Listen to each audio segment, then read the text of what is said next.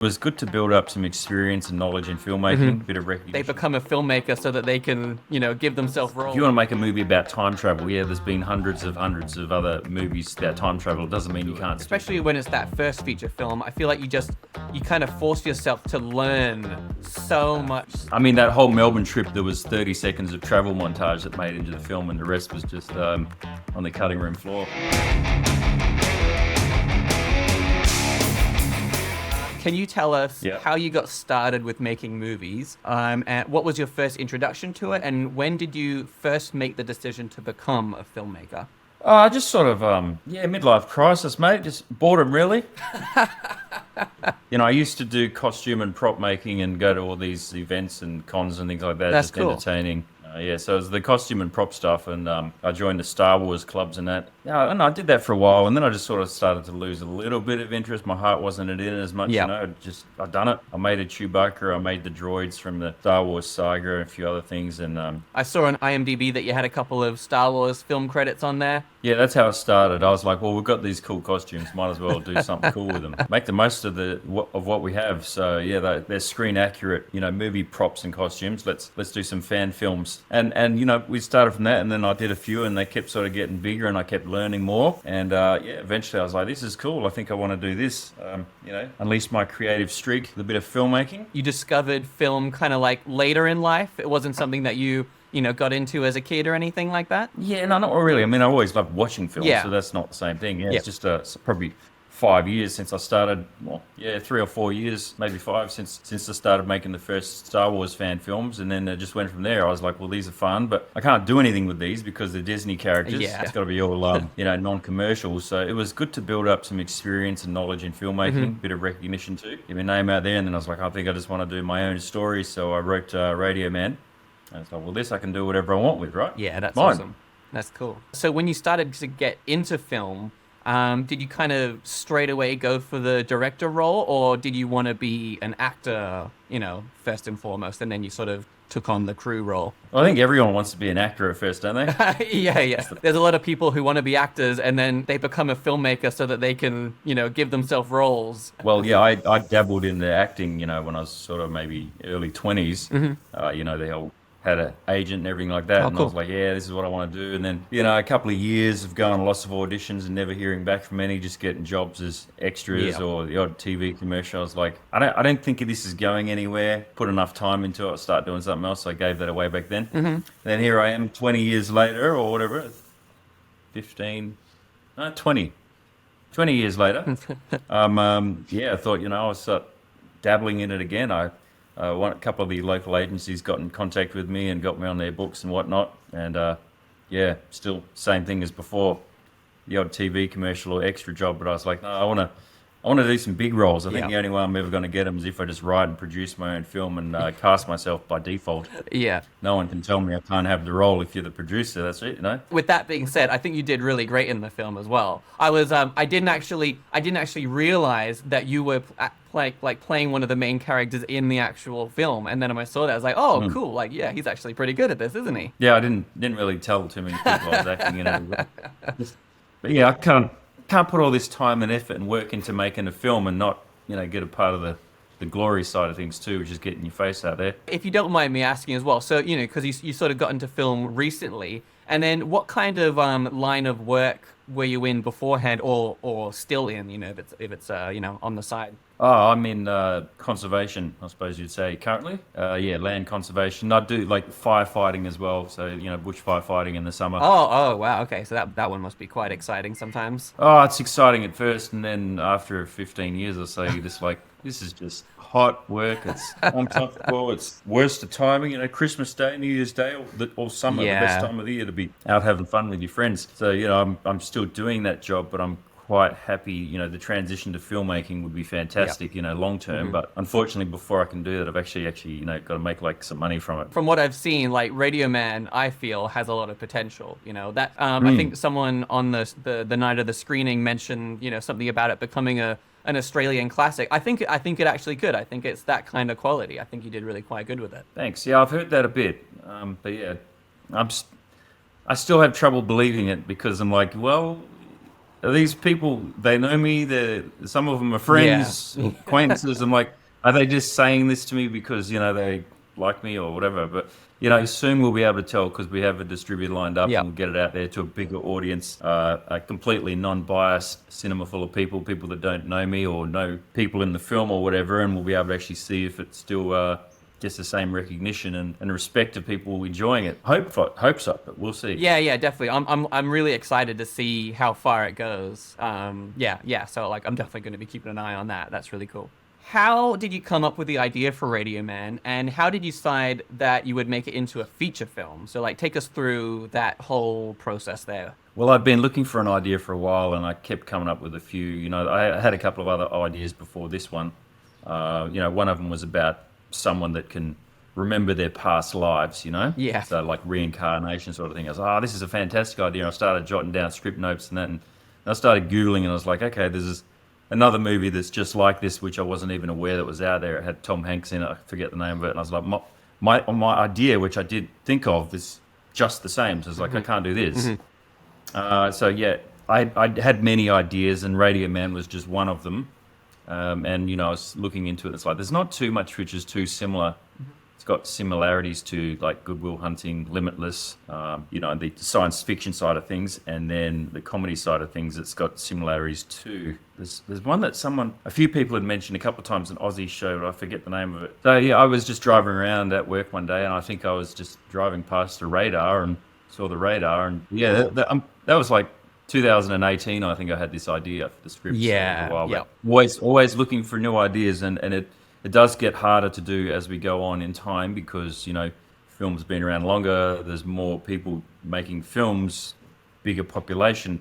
Coming up with a script idea that hasn't been done is near on impossible. There's always going to be something which is similar to it, as you know.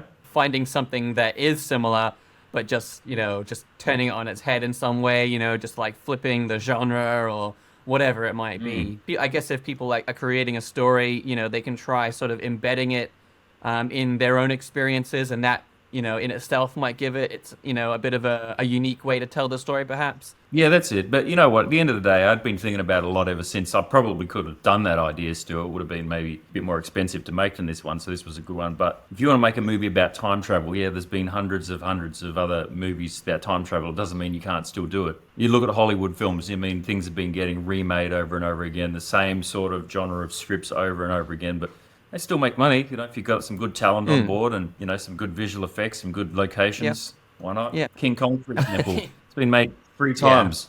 We're gonna see a lot more King Kong in the future. That's probably something. There will always be remakes of King Kong. Yeah, and it still works every time. Like eventually it'll be like King Kong with spaceships flying around him instead of just those classic old planes. You're driving past the dish and you get the idea, and then when you had the idea, did you pretty much straight away know that you wanted to make it into a feature film, or was there did you have it down in your notebook for a while before you kind of got started? Again, I can't really remember. I know for a while I just wanted to do feature films, rather than short films. Or just short films, I don't know, it's sort of like great for learning experience, but a lot of them, they don't really get remembered in time as being, people like to watch feature films.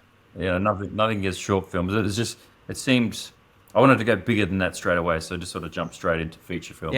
Personally, I think that's a really good thing to do because diving into a feature film, there's just especially when it's that first feature film, I feel like you kind of force yourself to learn so much stuff in that period of time.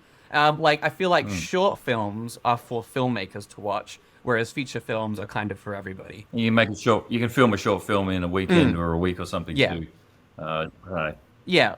I'd like to go big. Yeah, exactly. Yeah, like short films, I feel are pretty much primarily for practice. You make a short film and learning. Make sure you can nail the special effects or whatever it might be, and then you can tackle the feature film or that kind of thing.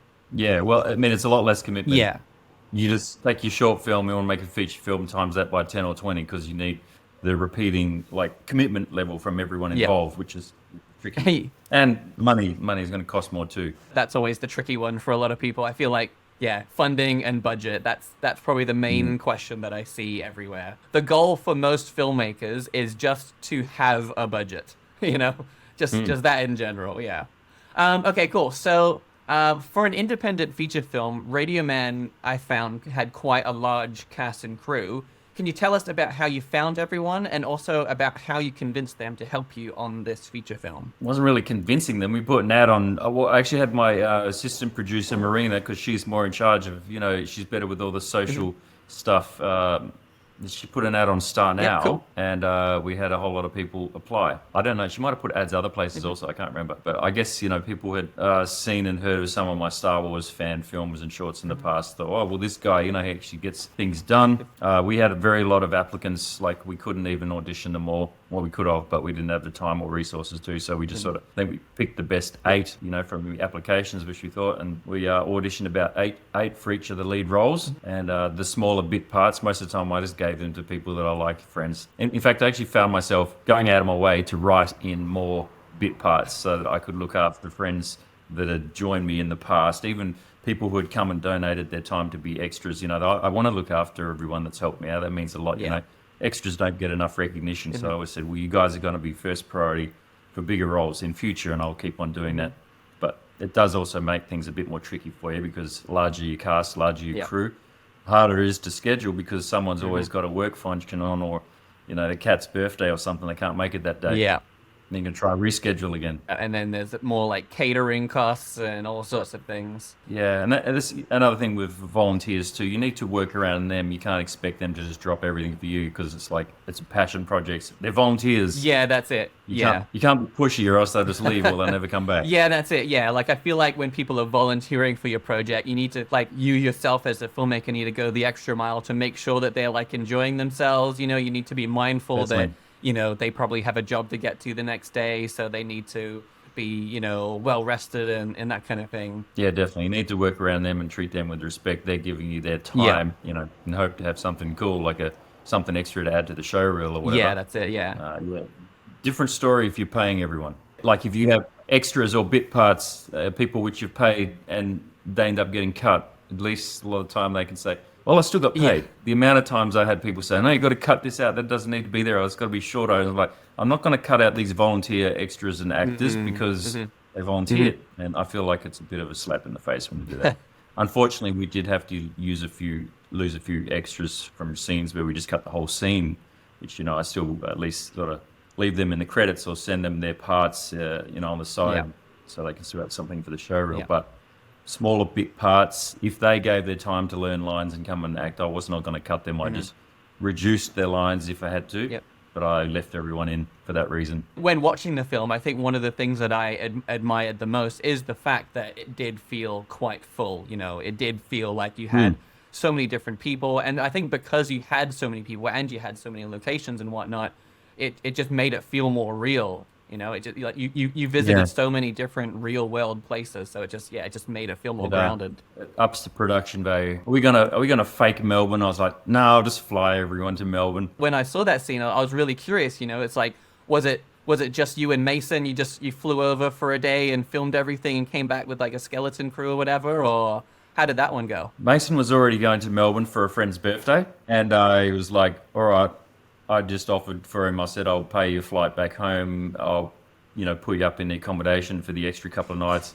Me and one of my camera guys, Josh, are going to whip over there and just film these few bits. Hired a hotel room for a scene that we filmed in, and then I cut. I didn't even use it anyway. I mean, that whole Melbourne trip, there was 30 seconds of travel montage that made into the film, and the rest was just on the cutting room floor. It was an exciting part to see because, you don't see many independent films being able to use interstate locations, so I thought that was really cool. Yeah, it really upped it for me. Just the montage with the airport on the plane, and the little montage we did with them around Melbourne. That montage was about 10 minutes long initially. I was like, we think this is fantastic. Got some great shots. It was like, I can't make the audience sit through 10 minutes, so we reduced it to 30 seconds, and the whole trip to Melbourne was a 30-second montage. And the hotel on the phone scene, that is in the director's cut, which will be on the Blu-ray, so if anyone wants to see that, they can. Yeah, like I think when I was watching the film, when it was kind of leading up to the Melbourne trip, in my mind I was thinking, okay, what kind of sneaky thing are they going to do to get around this, But then I was like, oh, no, he's on a plane. Oh, he's in Melbourne. Okay, they actually did it. Okay, that's crazy. I was like, how did they fake a plane like a plane scene. Oh no, he's actually on a plane. That's amazing. So you also had a lot of different locations. Can you tell us about what you did to gain access to all of them?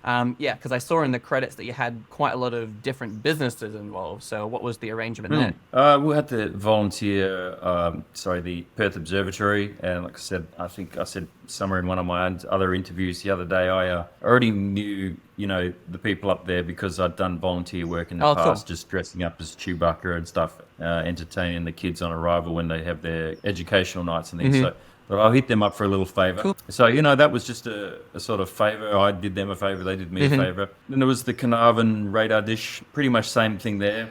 We sort of went up there to film this and also another little promotional tourism video we were doing. Asked them, I said, while we're there, we've got this other little side project called Radio Man. Can we film this in the dish? And they said, yeah, no problem. So, we were selling Carnarvon on the tourism video and just did that on the side. We did it in a hurry too. We had like a half a day there. It's really cool that they let you do that because, I've never filmed in a dish before or anything. So, my mind just kind of imagines that there'd be all kinds of rules and processes and forms to fill out, but it sounds like they made the process relatively easy. Yeah, I didn't think we were going to get to film in the dish too, and I'd accepted that. I was like, they're not going to let us do that. We're probably going to have to film the dish with the drone and then film Mason in the garage in front of green screen and green screen him in, which we could have done, but it wouldn't have looked as good. So we got lucky there. But yeah, we were promoting Carnarvon at the same time in a tourism video for a different project. So yeah, we got that. And then there was just local bars and things. I emailed a lot of bars asking for permission. Some are happy to help out. Others you might not hear from them. The bars, I think we had 3 bar scenes. I just put on like a bar tab for the extras, food and drinks, and usually they're happy with that. You go do it on a Tuesday or a Monday night or something like that, when they wouldn't be using that part of it anyway. Put on a tab so they're still making money.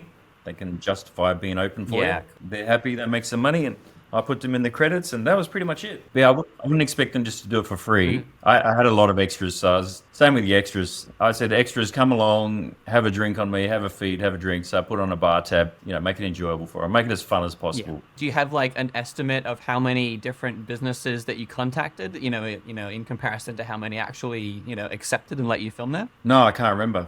I reckon, there was a fair few emails sent out, maybe 20 or so.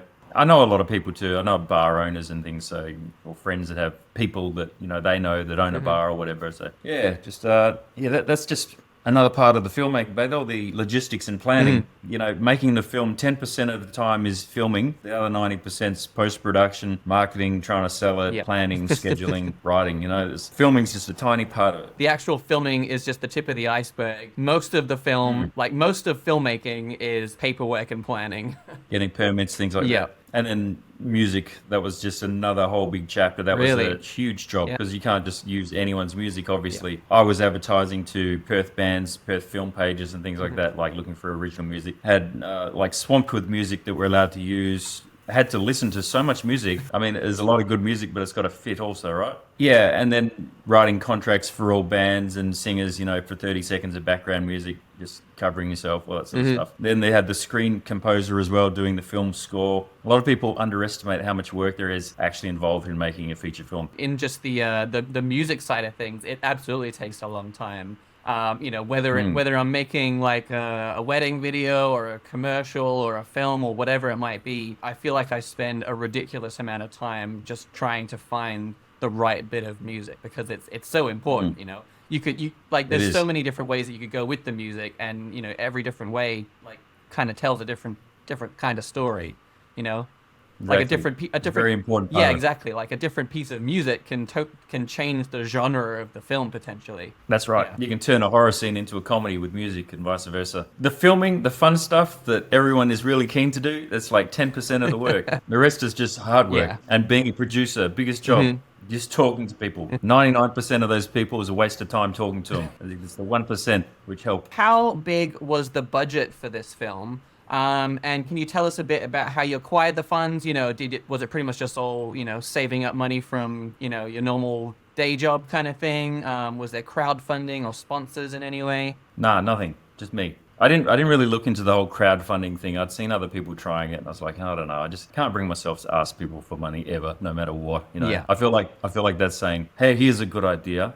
I have this project. Why don't you all pay me to do the things that I want to do, that I love doing? Maybe down the track, if I can show people that, Radio Man is generating some income, they've heard of me now, I could potentially get some investors or something like that as more of a business thing. Say, look, you want to invest, I can show them this is making money. They take you a bit more seriously. They say, oh, yeah, he's getting some return off that. That did well financially, and you can get some financial investments. But with Radio Man, no one had really ever heard of who I was, so I didn't really expect people to just be giving me money to do the stuff that I want to do. But now, next time, this Radio Man was still a passion project, I consider it. There was volunteers involved, and they were passionate volunteers about filmmaking, acting. But the next one will be more of still be passion, but there'll be more of a business aspect of it, because I will be, probably putting it out there to people that there's an opportunity to invest some here, and I can prove that in the past, I've made some money getting some revenue back for Radio Man. You might want to jump on board with it. And if not, it doesn't matter. I'll just do it myself anyway. Again. Yeah, kind of how it is with film, and it's kind of like a skill that you kind of learn as well. But yeah, it's like whether you have, industry funding or not, or whatever it might be, sponsors, whatever, there's nothing that will actually stop us from continuing to make films. It's like if we have $1 million to do it, fantastic. If we have $0 to do it,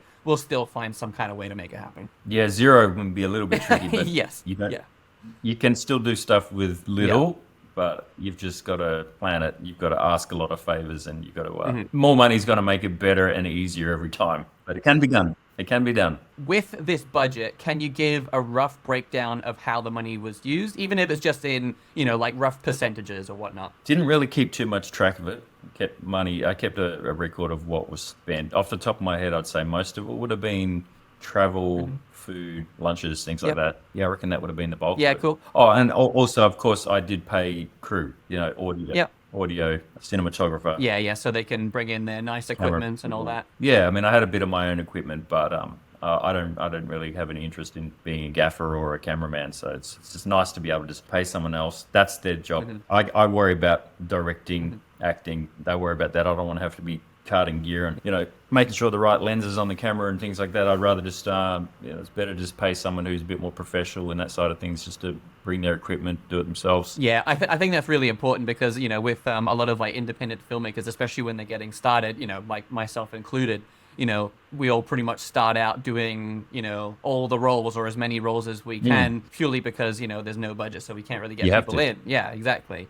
But yeah, so you have to do the stuff that people, the non-glorious stuff. And like, I think, with you doing the directing and the acting, like that is already quite a challenge. I just, because like, when I'm doing my films, I'll act, and then I'll usually give myself a little bit of a role, none of the main characters or anything like that. But even that's a challenge, because, as the director, I need to kind of like come away from the scene, check the shot, make sure everything is done right and everything, and then, back into the character. And when I'm acting, my assistant director becomes the director. Yeah. I don't want to be trying to do both. I want to be concentrating on my lines and my acting. Yeah. You need someone looking at it from that different perspective, the third person perspective. Definitely. You can't really do it yourself. Well, I suppose you could do the take and then go and watch the playback and then go back and forth, but it just doesn't seem time efficient, or it chews up so much more time than you think it will. Can you tell us a bit about the timeline for a full feature film like this, and how did you fit in that time amongst the responsibilities of everyday life? So the timeline, like pretty much from beginning to end. So from when you like came up with the idea, how long it took to write the idea, and all the way to the end. I think I wrote it over about a month, and then it sort of sat there for a couple of years and elaborated on it for about another year. Just when you get a bigger or better idea, or the ideas don't come straight away all the time. To have a good script, I feel like you need to write it, sit on it for a while, have a few people read it, put their 2 bobs worth in, just sort of evolve and let it evolve and elaborate on that over time to get a really good script. So a month there, and then just sat there for a long time. I wasn't even going to try and make it. It was only my assistant producer that talked me into it when she said, "We've got to do this. This is fantastic." And I was like, "It's too big a job." But eventually, I came around and said, "All right, let's do this." Anyway, drifting a bit. Yeah, so did that, and then we probably spent maybe a few months of planning, including advertising for actors, auditioning, that sort of thing. Then we spent 11 months filming. Maybe we might film once every weekend. once every fortnight, mostly on the weekends. A few weeknights then for bar scenes, that sort of thing. Then there was the trip to Melbourne and the trip to Carnarvon. We did have like a bit of time off. I just had time off work, just use some holiday leave, whatever, for the Carnarvon trip and that. I think there was a few other days in between there where I might have had, leave just to do a few days during the week, but mostly weekends. Yep. So yeah, I think it was maybe 24 shoot days or something like that, 22 or 24 shoot days all up. So that would have been so that would have been like the majority of a year kind of stretched out. Hey. Yeah, it was for filming. But if you were doing it full time, like big budget films, so they don't usually do it that way. They usually just everyone's on a contract, everyone's working full time pretty much. You can see how they could shoot the whole thing in 3 or 4 weeks. Wouldn't that be nice? Yeah, I mean, if you put ours into non-stop, it would have been 3 weeks of filming. We're always rushing too. We're always in a hurry because we've only got so and so for so long, or someone's got to get home to feed the kids, or you only got the bar for so long. That's another luxury that more money will get you, is more time. Everything's going to be better the more time you put into it. Yeah. More time to do more takes, more time to have a crew of 3 or 4 people reviewing every single shot before you move on to the next shot. In a perfect world, with money, you can do that. But sometimes as an indie filmmaker, it's go, go, go. We, like the shoot we did at the Universal Bar, we had so much to film, and we only had one night there. We'd been there for like 3 hours. I'm like, okay, there's extras starting to ask me, how much longer they have to go soon. And the bar wants us out. They're going to start the loud live music downstairs soon. So it's like, okay, we need to start going really quick. Yeah. And we're not reviewing shots anymore. And by the end of it, it's like, you're 1 or 2 takes, that's it. Yeah.